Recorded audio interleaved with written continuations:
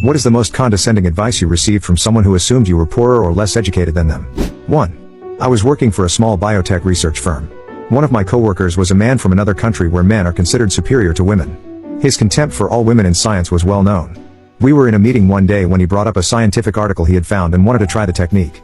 He then went into a very detailed explanation of the technique, making sure to dumb it down for us women. When he finally finished, I asked if he had a copy of the article, and he did. I asked him who the third author of the article was. His mouth fell open because it was me. He had just explained my own research to me. 2. I had just finished scraping the bottom of my boat and decided to have a shower at the clubhouse. Scraping bottom paint is one of the dirtiest jobs in the world and potentially dangerous to your health without proper clothing and a respirator. I was utterly filthy. As I walked up to the clubhouse, a guy in his mid-40s, a new member it turns out, told me I wasn't allowed in the club because no laborers are allowed. I laughed in his face and kindly told him to fuck off. He then said he was getting the Commodore and that I would be barred from working at this club again.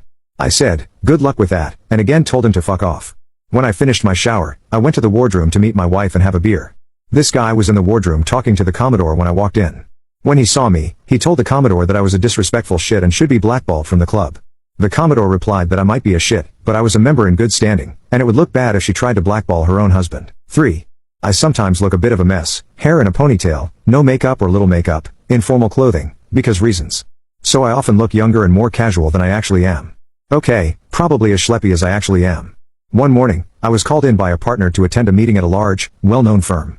I wasn't planning to meet clients that day, so I quickly grabbed a jacket that maybe went with my jeans and headed out. While waiting in the lobby, a young male lawyer walked by and felt compelled to ask if I was in the right location.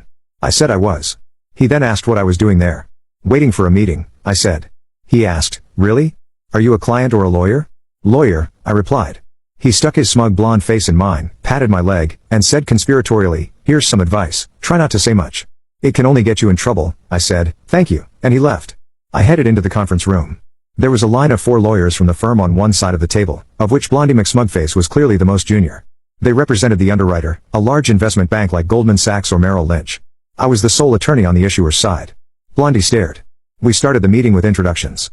Then I took control and explained where they had improperly analyzed the securities regulations and told them how to change their documentation to correct the error. The partner attorney tried to justify his position, but he just didn't know the law as well as I did and eventually conceded. I didn't care about being right, I just wanted to get the offering done quickly and correctly. I told them what issues still stood and got ready to go. The partner asked for my information and if I was looking to change firms. Nope, no thanks, I said. Blondie stopped me in the hallway on my way to the elevators.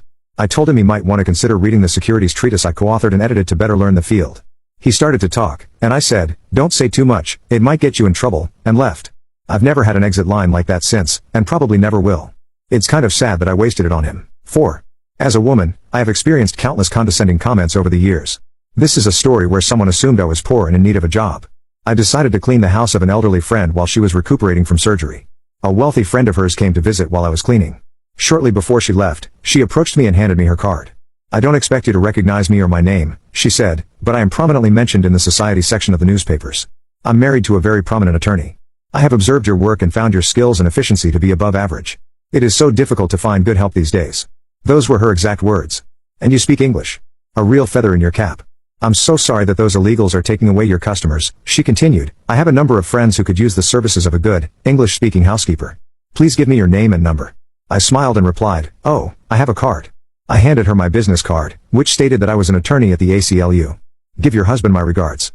I'm looking forward to opposing him in our upcoming trial in 2 weeks.